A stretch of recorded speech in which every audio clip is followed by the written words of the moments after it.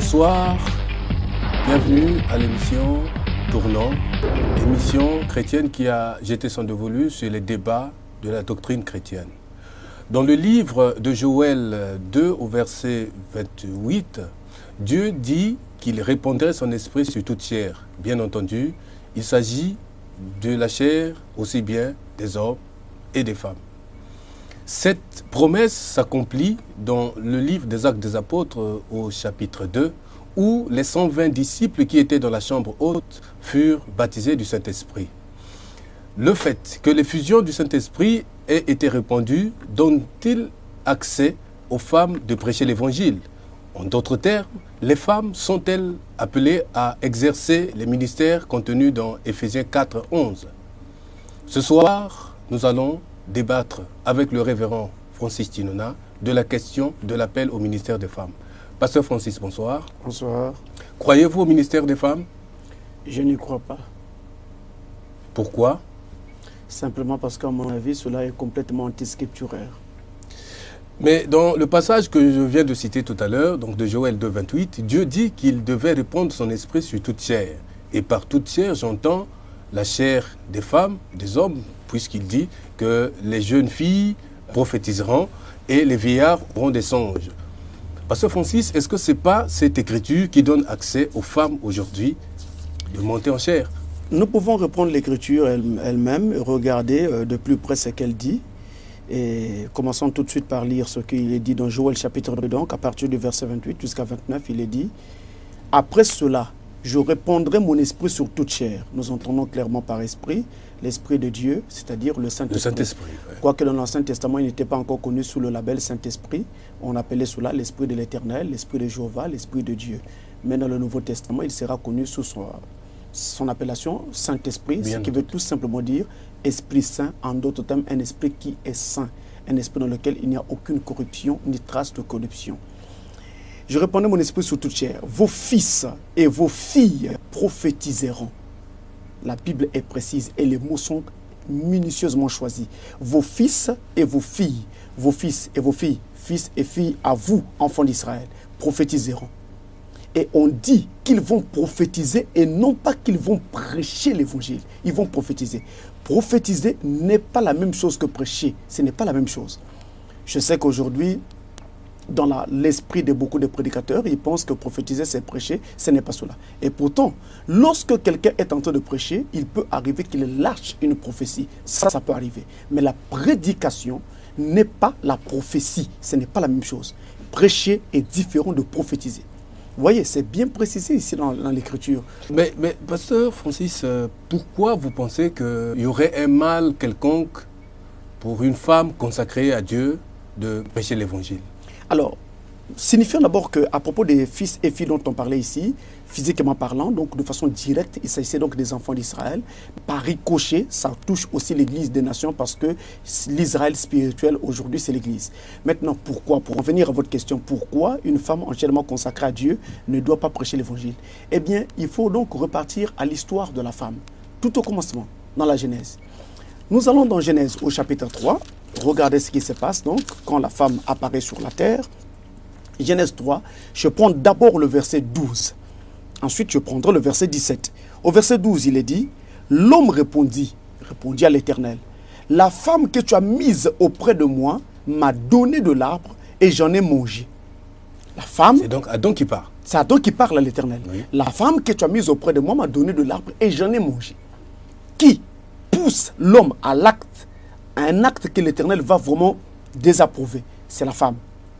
Au verset 17, il est dit, il dit à l'homme, là c'est Dieu qui parle maintenant à Adam, il dit à l'homme, puisque tu as écouté la voix de ta femme et que tu as mangé de l'arbre au sujet duquel je t'avais donné cet ordre, tu n'en mangeras point. Le sol sera maudit à cause de toi et c'est à force de peine que tu en tireras ta nourriture tous les jours de ta vie. Puisque tu as écouté la voix de la femme, vous voyez ce qui se passe depuis la Genèse. Donc, quand l'homme tombe dans le péché, c'était parce qu'il s'était laissé influencer par sa femme. Et Dieu avait vraiment désapprouvé ce comportement de l'homme.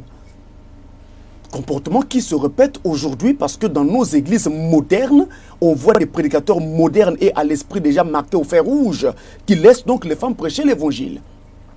Alors qu'en ce temps-là, le fait même simplement que Adam ait prêté attention à la voix de sa femme, Dieu n'avait pas aimé cette chose. Ça, c'est ce qui se passe dans la Genèse. Maintenant, quand nous arrivons dans le Nouveau Testament, voici l'application que va en faire l'apôtre Paul. Suivez très bien. Nous allons ici dans le livre de Timothée, dans 1 Timothée au chapitre 2, depuis le verset 11 jusqu'au verset 14. Il est dit ceci. Que la femme écoute l'instruction en silence, avec une entière soumission. Je ne permets pas à la femme d'enseigner, ni de prendre de l'autorité sur l'homme, mais elle doit demeurer dans le silence. Notez l'impératif. Mais elle doit demeurer dans le silence, car on en donne la raison. Adam a été formé le premier, Ève ensuite. Première raison. Et ce n'est pas Adam qui a été séduit. C'est la femme qui, séduite, s'est rendue coupable de transgression. Seconde raison. Voilà donc les deux raisons qui font que la femme ne doit pas prêcher l'évangile. Je dois dire ceci avec brutalité. Même s'il y a des prédicateurs qui tendent à montrer aux gens que les femmes sont libres de prêcher, et les prédicateurs qui poussent ces femmes à prêcher l'évangile, et ces femmes elles-mêmes qui prêchent cet évangile-là, ils auront des comptes à rendre à Dieu. De toute façon, l'enfer est déjà ouvert et les attend. Pasteur Francis, vous voyez que dans le champ missionnaire, il y a des coins très reculés de la République, et c'est d'ailleurs partout dans le monde. C'est des régions qui sont difficilement accessibles. Et s'il arrivait que dans ces contrées-là, une fille de Dieu, une femme consacrée à Dieu, se mettait à exhorter ses sœurs ou les frères jusqu'au point d'ouvrir une église où elle peut conduire les gens à Christ, vous pensez que Dieu serait insensible à cet élan de cœur? Dieu n'est sensible qu'à ce que dit sa parole. Pour commencer, ça c'est la règle générale. Il est écrit dans le livre des Psaumes au chapitre 33 et au verset 11 que les projets et les desseins de l'Éternel subsistent de génération en génération. Dans Hébreux chapitre 13 au verset 8, il est écrit que Jésus-Christ est le même hier, aujourd'hui et éternellement. Et la Bible renchérit en disant que devant Dieu, il n'y a ni changement ni ombre de variation. Donc il reste stable. Il est stable dans sa pensée, il est stable dans sa doctrine, il est stable dans sa logique, il est stable dans toutes choses. Il a dit une chose et cette chose reste. Il est éternel. Dès le commencement, il savait ce qu'il faisait. Quand il interdisait à la femme de prêcher, il savait ce qu'il faisait. C'est la femme qui s'était rendue coupable de transgression et qui avait poussé donc l'homme à pécher. Maintenant, il peut naturellement arriver que dans une contrée, il manque cruellement de prédicateurs. Et qu'on trouve là une fille de Dieu, une femme donc, déjà née de nouveau et entièrement consacrée à l'Éternel. Maintenant, qu'est-ce qui pourrait arriver? Cette femme, voyons des âmes qui sont en train de mourir dans le péché sans aucun secours. Elle se met donc à exhorter ces personnes. Ces personnes croient en Dieu et ces personnes commencent à se rassembler autour d'elle. Jusque-là, il n'y a pas de mal. Maintenant, dès que les gens commencent à se rassembler autour d'elle, en ce moment-là, on a deux possibilités. Première possibilité, elle doit donc faire appeler un prédicateur qui serait n'importe où, dans n'importe quelle ville. Un prédicateur qui serait un second ou une troisième personne dans une église quelconque. Ce prédicateur vient occuper donc la charge de pasteur pour conduire ce peuple-là qui vient de se convertir au Seigneur. Seconde possibilité, ils s'attendent à Dieu pour que Dieu suscite parmi eux, du milieu d'eux, un prédicateur. Alors en ce moment-là, pendant le temps qu'ils sont en train d'attendre que Dieu suscite du milieu de ceux qui ont cru un prédicateur, cette femme va donc être obligée par son expérience chrétienne qui est plus grande que celle de tous ceux qui ont cru, d'essayer donc de continuer à exhorter ces personnes. Vous voyez, en ce moment-là, elle est dans une volonté permissive, une volonté accordée par Dieu.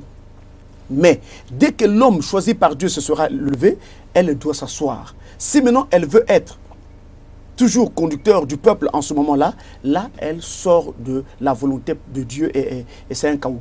Et donc, dans ce cas-là, pasteur, elle devient pasteur assistant. Elle ne peut pas être pasteur assistant. Elle ne peut pas être pasteur. Paul dit, je ne permets pas à la femme d'enseigner. En français, quand on dit je ne permets pas, ça veut donc dire c'est la négation. C'est non et c'est non. Je ne sais pas quel est le français d'aujourd'hui qui fait croire aux gens que quand on a dit je ne permets pas, cela veut dire que je permets. Mais c'est toujours en se basant sur cette écriture de Joël 2 que vous, pasteurs ou prédicateurs des églises modernes, comme vous avez dit, permettez aux femmes de monter en chair. Mais pasteur, je voudrais enfoncer un peu le clou. Nous assistons aux campagnes d'évangélisation organisées dans la ville, des campagnes de restauration et autres, au cours desquelles des gens recouvrent la santé, au cours desquelles les gens sont visités par le Saint-Esprit. Pourtant, ces campagnes sont faites par des femmes. Vous pensez que toutes ces manifestations-là sont fausses? Écoutez, il y a ceci. Là, nous rentrons dans un mystère très profond et très glissant. C'est le mystère des oins du temps de la fin. Quelqu'un peut manifester la puissance de Dieu sans pour autant être de Dieu ou sans pour autant être dans l'ordre de Dieu. Ça, c'est un paradoxe. Là, c'est vraiment un paradoxe. C'est un paradoxe. Vous avez aujourd'hui dans l'église, dans le cercle chrétien, des pasteurs qui sont complètement en dehors de la volonté de Dieu, qui touchent aux fétiches, qui touchent à la sorcellerie, qui touchent à beaucoup de choses d'impures. Mais en tant que la puissance de Dieu est manifestée. Ce n'est pas parce que la puissance de Dieu est manifestée que ces hommes sont automatiquement de Dieu. Non. Mais l'apôtre Judas Iscariote, il était apôtre du Christ. Il était fils de la perdition dès le commencement. Mais quand ils sont allés faire des miracles, dans Luc au chapitre 10, ils sont allés partout envoyés par Jésus. Judas était du nombre. Il a prié pour les malades et les malades étaient guéris. Mais ce n'est pas parce que les malades étaient guéris que Judas était devenu de Dieu. Non. Il était toujours un fils de la perdition. Et c'est Jésus qui dit qu'il l'était dès le départ. Donc, dès le départ, quand Dieu a dit qu'une chose ne devrait pas être ainsi, vous pouvez faire tout ce que vous voulez. Vous pouvez rassembler toutes les voix des personnalités de cette planète que vous voulez. Ça ne changera jamais la voix de Dieu parce qu'elle va écraser et dominer toutes ces voix parce que c'est la voix du Tout-Puissant. Dieu a dit, je ne permets pas à la femme d'enseigner. Je ne permets pas. En français, je ne permets pas signifie on ne doit pas. On ne doit pas toucher. On n'autorise pas. Aujourd'hui, je ne sais pas c'est quel français, peut-être que c'est le congolisme moderne, je ne sais plus. Je ne sais pas quelle est cette langue qui dit aux gens, je ne permets pas veut dire je permets. C'est vraiment de la folie. Pasteur Francis, je voudrais m'arc-bouter sur l'argumentation que vous venez de tenir sur la volonté permissive de Dieu. Est-ce que vous pensez qu'une femme prédicatrice ou prédicatrice, je ne sais pas trop quel est le féminin de ce mot, enfin permettez, donc je dirais femme prédicateur, ce serait plus facile, qui, prie sincèrement, peut-elle amener une âme au salut? Ça, c'est une autre. Puisque nous parlons de la volonté permissive. Tout chrétien, homme ou femme, est censé amener des âmes au salut. Si vous dites que vous êtes chrétien, c'est-à-dire déjà né de nouveau, et qu'il n'y a pas d'âme qui vienne au salut à votre suite, il y a un problème avec votre nouvelle naissance. Tout chrétien doit amener des âmes au salut. Le salut se communique. Le salut va d'une personne à une autre. Le salut est contagieux. Ça, c'est d'abord un principe. Maintenant, comment ces chrétiens, hommes ou femmes, amènent-ils les gens au salut? C'est par l'exhortation. Ils exhortent d'abord ces personnes croient, s'avancent vers le Seigneur et Dieu les convertit. Par l'exhortation. Donc, il n'est pas dit qu'ils vont amener ces gens au salut par la prédication de l'évangile. Là encore, on a une autre chose. Exhortation n'est pas égale à prédication. Exhorter quelqu'un, c'est conseiller cette personne. Essayer de le conseiller, de le reconforter, de lui montrer la voie à suivre. Alors que la prédication, c'est tout autre chose. La prédication signifie ici démontrer la puissance du Saint-Esprit, montrer l'accomplissement des promesses de Dieu, montrer ce que Dieu a dit qui devait s'accomplir en notre temps. Amener les gens à toucher de plus près les vérités de l'évangile. C'est ça la prédication. Voilà toute la différence. Écoutez, depuis l'Ancien Testament, Dieu n'avait pas voulu travailler avec les femmes. Ça ne part pas seulement du jardin d'Éden. Vous allez même voir qu'après le jardin d'Éden, lorsque Dieu va utiliser Moïse, il va donc travailler avec Moïse, mais Moïse n'était pas seul. À côté de lui, il y avait 70 anciens. Parmi les 70 anciens, il n'y avait aucune femme. Aucune femme ne s'est trouvée parmi les 70 anciens. Et du temps donc de Moïse, on a eu un sacerdoce qu'on appelait le sacerdoce de l'Ancien Testament, le sacerdoce lévitique, ou bien le sacerdoce selon l'ordre d'Aaron, parce que Aaron était le premier souverain sacrificateur qu'Israël ait eu. Et ce sacerdoce-là était donc tenu par des sacrificateurs qui faisaient office de serviteurs de Dieu dans la synagogue, dans le temple, dans le tabernacle pour être plus précis. Mais parmi ces sacrificateurs-là, il n'y avait aucune femme. Et d'ailleurs, je vais vous indiquer, les tout premiers sacrificateurs qu'Israël ait eu venaient directement de la famille d'Aaron. Donc, c'était directement des parents à Moïse. Donc, la famille de Lévi. Aaron lui-même tenait le rôle de souverain sacrificateur. À côté de lui, il y avait donc ses 4 autres fils. Donc, Nadab, Éléazar, Itamar et Abiou. Voilà les 4 qui étaient à côté d'Aaron. Donc, et ces 4 et Aaron, ça faisait 5. Un type de 5 ministères que nous retrouvons dans Éphésiens 4, verset 11. Mais ces 5 ministères préfigurés dans l'Ancien Testament n'avaient aucune femme dans leur sein. Il n'y avait que des hommes. Et plus tard, quand le sacerdoce va s'étendre à tous les autres fils de Lévi, de la tribu de Lévi, il n'y avait toujours aucune femme parmi les sacrificateurs. Et quand même, on va diviser la sacrificature en classes. On a donc eu la classe des Mérarites, la classe des Kéatites, la classe des Gershonites. On a divisé la sacrificature en classes. Dans ces classes des sacrificateurs, il n'y avait toujours aucune femme, pas une seule femme parmi ces classes. Même quand on a pris des gens qui devaient juste servir à amener le bois ou à transporter l'eau, on a donc pris comme ça des gens en Israël qui venaient, qui s'étaient associés à eux. On les a donc établis à côté des sacrificateurs pour les aider dans le travail, surtout lors des sacrifices et autres. Il n'y avait encore aucune femme parmi ces classes-là. Aucune femme. Quand Jésus arrive sur la terre, il choisit ses premiers apôtres. Les apôtres, vous les connaissez, on avait Pierre, Jacques, Jean et tout le reste. Il n'y avait aucune femme parmi les apôtres du Christ. On a même eu un démon, mais pas une femme.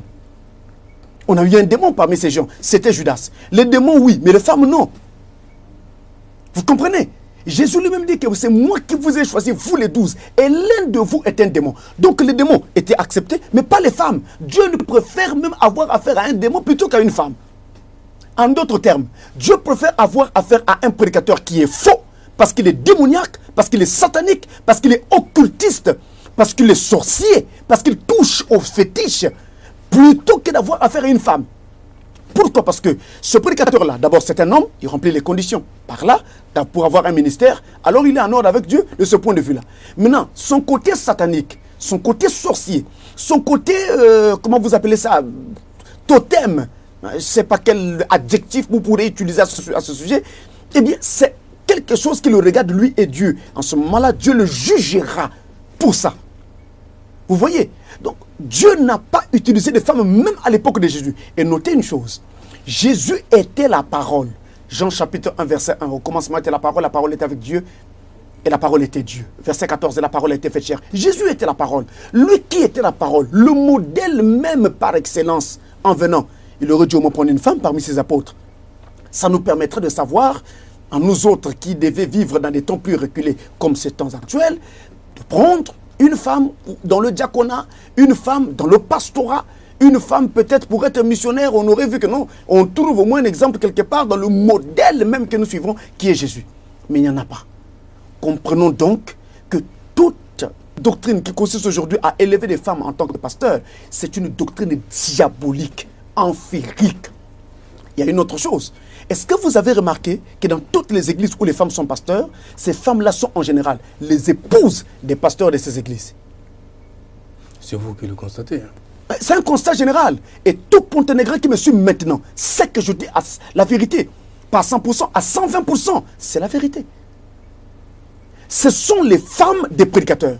Et en dehors d'eux, si on prend quelques personnes qui ne seraient pas attachées à la famille du pasteur, on va donc prendre des femmes dont les maris sont riches, sinon hyper riches, ou bien des femmes qui elles-mêmes sont riches, qui sont cousues d'argent. Voilà ce qui se passe. Si je mens, la population ponténégrine qui me suit en ce moment peut servir de témoin et de juge. C'est ce qui se passe dans les églises. Pourquoi donc, je pose une question simple, on ne prend pas la femme du pauvre qui est à côté? Pourquoi on ne prend pas la vendeuse de charbon? Pourquoi on ne la prend pas? Pourquoi Dieu ferait-il de la discrimination? J'ai vu Dieu, du temps du Nouveau Testament, choisir un homme illettré comme Pierre. Mais il a aussi choisi un homme instruit comme Paul. Vous voyez, c'est comme ça que Dieu a travaillé. On a vu Dieu utiliser un homme riche comme Abraham. Mais il a aussi utilisé des pauvres comme Pierre, Jacques et Jean. C'est ça Dieu. Pourquoi donc aujourd'hui, la femme qui vend du charbon ne peut pas être pasteur aussi? Parce qu'elle vend du charbon, elle ne peut pas recevoir l'inspiration de Dieu. Et vous avez aujourd'hui des épouses de députés, des épouses de ministres de la République, des épouses des gens comme ça qui deviennent aujourd'hui pasteurs et qui conduisent les gens. S'il vous plaît, la main sur le cœur, je vous dis ceci. Le royaume de Dieu n'est pas une blague. Le salut n'est pas une blague. C'est quelque chose de sérieux. Et vous devrez accorder d'autant plus d'importance à votre salut pour ne pas vous laisser entraîner par de telles choses. Pasteur Francis, c'est à la fois une révolte et un cri de cœur. Je vous comprends, mais vous avez éloquemment échafaudé une théorie tirée de la Bible qui dit que la femme ne doit pas prêcher l'évangile. Si cet impératif, si cet ordre express est compris, alors quel rôle Dieu aurait donc voulu que la femme joue dans l'Église? À quoi Dieu a destiné la femme dans l'Église? La femme peut faire n'importe quelle œuvre dans l'Église. Vous avez les dons de 1 Corinthiens 12, la prophétie, le parler en langue, la connaissance, les dons de guérison et le discernement. Tous ces dons-là, une femme peut les avoir. La femme peut avoir n'importe lequel des dons contenus dans la Bible, dans le trésor de Dieu. La seule chose que la femme ne doit pas faire, c'est de prendre autorité sur l'homme. Dieu ne peut pas donner à une femme un don ou un ministère qui l'amènerait à une position d'autorité sur l'homme. C'est toute la question. 1 Timothée 2, je vous l'ai lu. Je ne permets pas à la femme d'enseigner ni de prendre de l'autorité sur l'homme. Donc, et l'enseignement, et la prise d'autorité, telle que diacre, tout ça, c'est prendre de l'autorité sur l'homme. C'est ce que Dieu ne veut pas. Donc, tout ministère ou tout don qui amènerait la femme à une position d'autorité sur l'homme ou qui amènerait la femme à enseigner les hommes, c'est ce que Dieu ne veut pas que la femme fasse. Mais Pasteur Francis, je voudrais vous prendre au mot. Dans la même Bible, donc le Nouveau Testament, vous avez cité 1 Timothée 2,12 qui interdit à la femme de prêcher. Mais dans le livre de Romains 16,1, il est fait mention d'une diaconesse de l'église de Sancrèse qu'on appelait Phébé. Exactement. Donc aujourd'hui, nous pouvons avoir des diaconesses dans nos églises. Ce n'est pas contraire à la parole. Si nous avons des diaconesses dans nos églises et que ces diaconesses remplissent exactement les mêmes fonctions que Phébé à l'époque, je suis entièrement d'accord et Pasteur Francis dira Amen. Mais si vos diaconesses, c'est pour les mettre à la porte de l'église pour jouer le rôle de protocole, si c'est pour les mettre debout dans l'église pour jouer le rôle de l'ordre ou de policier dans l'église, en ce moment-là, vous sortez de la Bible et vous tombez directement en enfer. Alors, quel était donc le rôle que Phébé jouait dans l'église de Sancrèse pour que nous essayions de faire un parallélisme entre le rôle de Phébé à cette époque-là et le rôle que doivent jouer les diaconesses dans nos églises modernes? Celui qui parle dans Romains 16, c'est bien l'apôtre Paul. Et c'est le même Paul qui parle dans Timothée 2 que nous avons lu. C'est le même Paul. Comment Paul peut-il dire une chose ici et en dire une autre là-bas? C'est là la question. Ou alors il était malade, mentalement. Mais cela n'est pas le cas. Tout le monde sait que Paul était parfaitement saint d'esprit. N'est-ce pas? Et donc, où est la question? Donc, le problème se trouve où? Le problème se trouve ici, dans la compréhension du rôle des diaconesses d'autrefois. Les diaconesses d'autrefois n'étaient pas diaconesses dans l'église comme diacres. En d'autres termes, le mot diaconesse n'est pas le féminin de diacre. Ce n'est pas cela. En tout cas, ce n'est pas dans ce sens-là, comme on le prendrait en français. Ce n'est pas dans ce sens-là. Ça veut dire que le diacre que nous avons aujourd'hui et qui joue le rôle de policier dans l'église, en assurant l'ordre pendant le culte, en faisant rentrer les gens, en leur assignant, en assignant à chacun une place, eh bien, et même en suivant les brebis dans leur vie quotidienne, essayer de les aider dans leur marche spirituelle, en étant les assistants spirituels du pasteur. C'est ça que fait le diacre en fait. En aidant le pasteur dans les baptêmes d'eau, dans la prière pour les malades, dans l'assistance des âmes, la cure d'âmes. Les diacres font tout ça. Eh bien ça, ce n'est pas ce que faisaient les diaconesses d'autrefois. Les diaconesses d'autrefois aidaient l'église. En quoi? Par exemple, dans le nettoyage, dans la prise en charge des visiteurs. Quand un pasteur, un missionnaire itinérant arrivait dans la localité, eh bien, ces diaconesses-là parfois lavaient ses vêtements, lui apprêtaient à manger, nettoyaient le lieu où il vivait, apprêtaient de l'eau et faisaient toutes ces petites choses-là. Voilà ce que faisaient ces diaconesses d'autrefois. Donc elles étaient en quelque sorte à la disposition de l'église pour cela. Et on savait que quand on avait une visite et quand on avait un besoin de ce genre, on a une sœur appelée Fouébé, on a une sœur appelée telle ou telle autre, à qui donc on pouvait donc donner ce travail. C'était comme ça tout simplement. Mais ça ne veut pas dire ce qu'on est en train de faire aujourd'hui. Et ne vous en faites pas. Les grossesses aussi sont derrière. Parce que quand vous mettez une femme comme ça debout, devant l'assemblée, à la porte, ne vous en faites pas. Pasteur Francis, la question paraît plus corsée, mais nous allons essayer de continuer dans la même perspective en abordant la question que voici. Les femmes ne doivent pas prêcher la parole. Là, il y a un refus, un impératif vétitif qui est fait. Les femmes ne sont pas appelées à remplir le rôle de diaconesse. Exactement. Vous avez dit qu'il n'est pas le féminin de diacre. Alors, est-ce que les femmes peuvent tout au moins assister leur mari pasteur dans l'accomplissement de leurs tâches spirituelles? C'est-à-dire que les femmes peuvent essayer d'exhorter les femmes de l'Église, les sœurs de l'Église, en créant ce qu'on appelle aujourd'hui, par exemple, un cercle de mamans ou un comité de mamans. Le groupe des mamans. Le groupe des mamans. Vous avez ça dans la Bible quelque part? Mais, Pasteur Francis, c'est dans l'organisation, dans l'ordre de l'Église. Je voulais juste savoir s'il y a une écriture pour ça. Mais ce sont des choses auxquelles nous assistons dans les églises modernes que vous conduisez, et c'est certainement vous qui les avez établies. Si chez vous, il n'en existe pas, reconnaissez tout au moins je répondrai encore par une question. Chez vos collègues pasteurs, on en trouve. Je répondrai encore par une question. Est-ce que, pourquoi dans ces groupes de mamans, il n'y a qu'en général les femmes des pasteurs qui doivent être dirigeantes? Je ne sais pas si c'est vous qui avez fait le constat. Moi, je sais que la chose existe et ma question est de savoir si les femmes des pasteurs ou les femmes qui ne peuvent pas prêcher, et je prends donc un particularisme en ce qui concerne les femmes des pasteurs, est-ce que les femmes des pasteurs peuvent jouer un rôle dans l'Église? Le seul rôle que les femmes des pasteurs jouent, c'est simplement en assistant leur mari dans la prière. C'est tout ce qu'elle a à faire. Elle assiste son mari dans la prière. Quand le mari est en mission, en train de travailler pour le Seigneur, elle à la maison, elle prie pour son mari, pour que Dieu assiste son mari dans le travail qu'il est en train de faire. Et quand le mari rentre, cette femme prend soin de cet homme, en lui assurant la nourriture qu'il faut, les soins nécessaires, et puis c'est tout. Il n'y a rien d'autre. La femme n'a pas à s'immiscer dans le ministère de son mari. La femme n'a pas de place à prendre dans le ministère de son mari. Il n'y en a pas. Pasteur Francis, tout à l'heure, nous avons dit que les femmes peuvent manifester tous les dons de 1 Corinthiens 12. Pourtant, elles ne peuvent pas manifester le don ou exercer les ministères contenus dans Éphésiens 4. Non.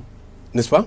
Pourquoi cette possibilité de manifester des dons, mais pas la possibilité de prêcher l'évangile? Pourtant, c'est le même Dieu qui dépose l'esprit sur les évangélistes, enfin dans les Éphésiens 4, et le même qui dépose les esprits des dons. Les dons de 1 Corinthiens 12 ne mettent pas une personne en position d'autorité sur les autres. C'est pourquoi si une femme reçoit un don de 1 Corinthiens 12 et le manifeste, elle n'est pas en position d'autorité sur les autres, alors il n'y a pas de problème. Ça ne brise pas l'écriture. Et Dieu reste dans sa ligne. C'est cela le problème. A contrario. Et ensuite, les ministères. Il faut noter ceci. Parce que je sais que la plupart des ministères que nous avons connus sont des faux ministères. La plupart des ministères que nous avons connus à Pointe-Noire sont faux. Pasteur Francis. Suivez-moi très bien. Pasteur Francis, je voudrais vous interrompre. S'il vous plaît. De telles déclarations, enfin, je sais que vous parlez à la cantonade, mais de telles déclarations sont de nature à vous claquemurer dans un clan où on penserait que vous ne voyez les choses qu'à votre toise. C'est-à-dire que ce que le pasteur Francis dit est, entre guillemets, parole d'évangile. En tout cas... En quoi, sur quelle base vous appuyez pour faire une telle déclaration? En tout cas, il y a ceci. Tout serviteur de Dieu envoyé par Dieu doit prendre la parole comme si c'était sa propre parole. Avez-vous vu Élie lorsque Dieu l'envoya? Il dit, va dire à Akab qu'il n'y aura pas de plus sinon à ma parole. Sinon à ma parole, entendez par là la parole de Dieu. Élie arrive, il dit à Akab, il n'y aura pas de pluie en Israël pendant 3 ans, pendant 6 mois, et le temps qu'il avait donné, sinon à ma parole. Comment pouvait-il prendre la parole de Dieu et la faire sienne? Destinons à ma parole. Ça devenait la parole d'Élie, ce n'était plus la parole de Dieu. Mais en réalité, il était en train de dire sinon à ma parole, c'est-à-dire la parole de Dieu. Mais en disant sinon à ma parole, c'est comme s'il était en train de dire qu'il s'agissait de sa parole à lui. Oui. Et Dieu le laissa faire. Parce que justement, tout serviteur de Dieu qui va pour Dieu est dans l'action de Dieu. En ce moment-là, s'il parle et dit un mot, il doit savoir qu'il est en train de parler au nom du Seigneur. Et s'il parle au nom du Seigneur, alors il doit s'en tenir à la vérité. Est-ce votre condition ce soir? S'il s'en tient à la vérité, si je ne le faisais pas, je ne viendrais jamais sur le plateau de télévision. Est-ce votre condition ce soir? Quand vous dites qu'il y a beaucoup de faux ministères, c'est-à-dire que vous parlez aussi la place de Dieu? En tout cas, je dois dire que si je ne le faisais pas comme ça, je ne viendrais pas sur le plateau de télévision. Parce que vous devez dire les choses que Dieu vous demande de dire, sans craindre ce que les gens vont penser. Les gens penseront toujours. Il y aura toujours des critiques. Ça a toujours été. Mais si vous craignez les critiques, ou si vous craignez ceci ou cela, vous ne pourrez pas être serviteur de Dieu. Le serviteur de Dieu doit être franc, brave, courageux pour proclamer la vérité du Seigneur. Donc je disais, il y a beaucoup de faux ministères dans Porte Noire. La plupart des ministères que vous avez connus sont faux. Et je le dis tout haut. Enfin, je dis tout haut, c'est que la population pense tout bas. Tout simplement. Maintenant, donc le fait que vous avez vu ces ministères travailler, vous avez pensé que c'était ça les ministères, alors qu'en réalité, ils étaient faux. Parce qu'en réalité, un ministère, c'est Dieu lui-même en action. C'est pourquoi il ne pouvait pas donner ça aux femmes qui, dès le départ, avaient affiché des attitudes de faiblesse et de compromis vis-à-vis de sa parole. Il ne pouvait pas donner un ministère à la femme pour qu'elle tienne la vérité, alors que dès le départ, elle n'a pas tenu à l'épreuve de tenir ferme la parole que Dieu avait donnée depuis le jardin d'Éden. Et quand Paul est en train de dire pourquoi la femme ne doit pas prêcher, il dit c'est parce que c'est la femme qui, séduite, se rendit coupable de transgression. Ce n'était pas l'homme. Vous ne pouvez pas changer les choses. Et je dis franchement, je dis vraiment, si vous vous laissez tromper par ces faux prédicateurs, marqués déjà au fer rouge, vous êtes en train d'être catalogué dans la mauvaise catégorie et vous allez droit en enfer. Sortez de cette condition-là. Dieu ne vous a pas placé derrière la chair. Votre place, c'est à la cuisine. Soyez à la cuisine, préparez le repas pour vos familles, pour vos enfants, pour votre mari. Votre place n'est pas derrière la chair. Et regardez même le corps de la femme avec le corps de l'homme. Vous savez qu'un homme peut être nu ici, il sera difficilement convoité. Mais une femme, même si elle n'est pas entièrement nue, mais qu'elle laisse seulement voir certaines parties de son corps, comme ses jambes ou quelque chose comme cela, je vous dis, ça peut même faire que des gens qui roulent en voiture se heurtent entre eux. Parce qu'ils vont être là en train de regarder. Et puis, le temps de se rendre compte qu'il y a un obstacle devant, c'est trop tard. Mais pourquoi le corps de la femme attire-t-il tellement? Parce que justement, la femme a été créée différemment de l'homme. La femme n'était pas dans la création originelle. Quand Dieu créa, il finit sa création, la femme n'était pas encore faite. C'est après avoir tout créé que Dieu fit la femme. Et qu'est-ce qu'il fit? Il prit une création déjà faite, l'homme Adam, et tira une côte d'Adam. Vous voyez? Alors qu'Adam, lui, était créé comme tous les autres éléments de la nature. Mais pas la femme. La femme a été un dérivé de quelque chose qui était déjà créé, donc de l'homme. La femme est un sous-produit de l'homme. Ce qui fait que la femme n'a pas la même force d'esprit que l'homme a. Notez par exemple ceci. N'avez-vous pas remarqué que les femmes sont très faibles d'esprit? Une femme critique facilement. Une femme s'emporte facilement. Une femme s'irrite facilement. Une femme est facilement emportée par la colère. Une femme est facilement atteinte par la jalousie. Ce n'est pas le cas de l'homme. Salomon disait, vous pouvez trouver un homme parmi 1000. Un homme parmi 1000. Mais vous ne trouverez pas une femme parmi 10 000. Ça, c'est Salomon. Alors, comment Dieu peut prendre son évangile de vérité, cet évangile de salut, qu'il a caché pendant tous les âges, pour ne révéler qu'au temps de la fin, et le confier à un être instable comme une femme? Et d'ailleurs, dans les épîtres de Pierre, il est écrit que la femme est d'un esprit faible. Marie, soutenez vos femmes, ne les irritez pas. Sachez qu'elles sont d'un esprit faible. C'est écrit dans la Bible. Donc, nous avons affaire à un esprit faible à qui vous voulez donner l'évangile du salut. Écoutez, ne vous amusez pas. L'évangile est comme une épée. C'est une fossile à double tranchant. Mais une fossile qu'il faut tenir avec les deux mains pour alors moissonner dans le champ de Dieu. Ce n'est pas donné aux femmes, c'est donné aux hommes. Pasteur Francis, je crois que... Et d'ailleurs, même du temps de la moisson, ce n'est pas les femmes qui moissonnaient. En Israël, c'est les hommes qui moissonnaient, les femmes venaient en arrière, venaient derrière les moissonneurs et glanaient derrière les moissonneurs. C'est les hommes qui moissonnaient et pas les femmes. Ça encore, c'est biblique. Ça se trouve dans le livre de Ruth. Pasteur Francis, je crois que votre perspicacité, votre sagacité ne vous conduiront pas jusqu'à la misogynie. Non, il n'est pas question d'être misogyne. Ce n'est pas cela. Mais si les gens disent que Pasteur Francis l'est, je l'accepterai volontiers. Alors je dirai, comme l'apôtre Paul, si je suis de bon sens, c'est pour vous. Mais si je suis de mauvais sens, alors c'est pour Dieu. Pasteur Francis, nous acheminons progressivement vers la fin de notre débat. 2 questions doivent être nécessairement posées. Vous avez certainement des gens que vous avez connus, des frères, des sœurs, des amis, qui se retrouvent dans des églises dont les conducteurs, ou vraiment les conductrices, pardonnez-moi, le féminin que je n'arrive pas à trouver jusque-là, sont des femmes. Quel sort Dieu réserve à tous qui sont au pied des ministères tenus par les femmes? Toute personne qui écoute une femme prêcher écoute Satan. À ces personnes d'en tirer les conclusions. Alors, la dernière question, donc, est de savoir, vous êtes prédicateur d'évangile à tout crin. Quel conseil, cette fois-ci, avez-vous à donner à vos collègues, pasteurs, femmes, qui sont dans le champ missionnaire comme vous? Si on était anglophone, j'allais dire, pour commencer, point of correction, point de correction. Ces femmes pasteurs ne sont pas mes collègues. Elles sont collègues de ceux qui les ont établis et collègues des démons. Et j'ajouterai ceci. J'exhorterai ces femmes-là en leur disant, elles sont nos sœurs, elles sont nos mamans. Nous voudrions les voir sauvées. Qu'elles quittent cette position de jactance devant Dieu. Cette position est une imposture, une hablerie, et qu'elles ne se laissent pas tromper par ces prédicateurs marqués au fer rouge qui sont déjà condamnés. Et si aujourd'hui une femme pasteur venait vous rencontrer pour essayer de discuter au sujet de la parole de Dieu, pour être plus précis, plus exact, plus tatillon dans ce que dit la parole, serez-vous prêt à la recevoir? Ma porte est fermée. Ma porte est fermée.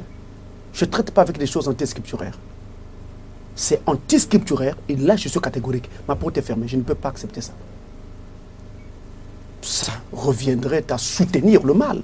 Pasteur Francis, le temps qui nous est imparti a pratiquement touché à son terme. Je voudrais vous poser cette question personnelle. Vous avez fait une démonstration tout à fait scripturaire. Tout votre argumentaire s'est basé sur la parole de Dieu. Maintenant que nous allons nous séparer, avez-vous l'impression d'avoir été entendu? Oui.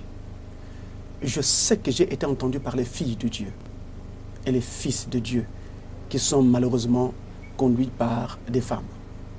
J'ai été entendu. Mais je peux aussi vous affirmer que je n'ai pas été entendu par les fils et les filles du diable. Et pour eux, je ne m'en plains pas.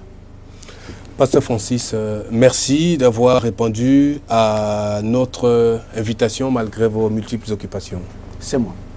Mesdames, Messieurs, nous sommes arrivés au terme de ce débat qui a porté sur le ministère des femmes. Si les femmes devaient, elles, oui ou non, se tenir en chair pour prêcher l'évangile. Vous avez écouté l'argumentaire éloquemment échafaudé par le pasteur Francis Tinona, qui a été très acerbe ce soir. C'est sa nature, semble-t-il. Tout ce qui nous reste à vous dire, c'est de prendre soin de vous et sachez que votre salut est au-delà de toute convoitise et de toute richesse qui sont périssables. Portez-vous bien, la vie est précieuse, elle mérite qu'on en prenne soin. La prochaine émission de Tournant, c'est samedi 20h30. Bonjour.